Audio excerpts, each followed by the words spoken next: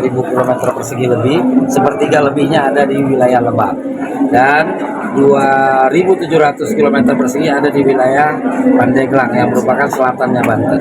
Dan hari ini ketimpangan pembangunan itu terjadi tidak melulu hanya karena perhatian yang kurang, tapi lebih kepada angka atau fiskal masing-masing wilayah di Lebak dan Pandeglang yang masih sangat rendah.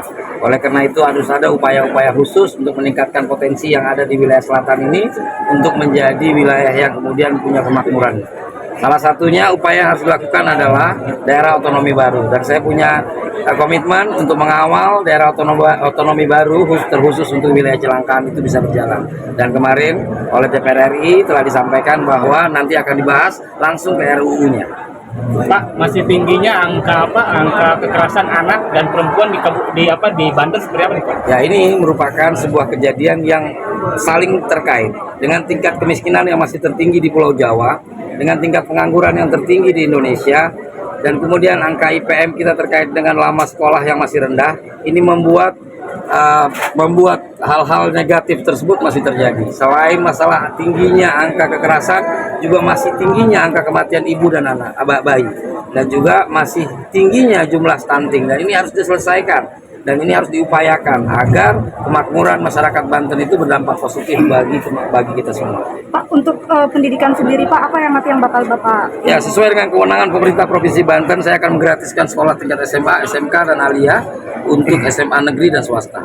Pak, kan kalau di Lebak sendiri kan lama kota sekolahnya ini masih rendah nih, Pak, dibanding kota kabupaten lain. Nah, itu gimana kemudian Pak, khusus untuk Lebak dan Pandeglang kita akan buat sekolah model. Sekolah model itu seperti CMBBS, tapi yang sekolahnya haruslah orang wilayah tempat, dan kemudian anak-anak yang tidak mampu.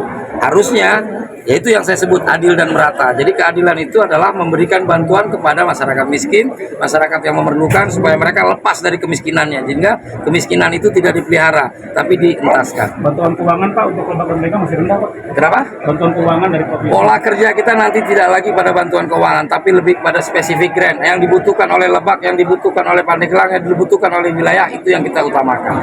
Karena saat kita memberikan bantuan keuangan, tentu program yang dibangun berbeda dengan apa yang dituju oleh masyarakat. Dalam mengatasi spesifik grant, salah satunya terkait dengan pendidikan, terkait dengan infrastruktur, dan sebagainya.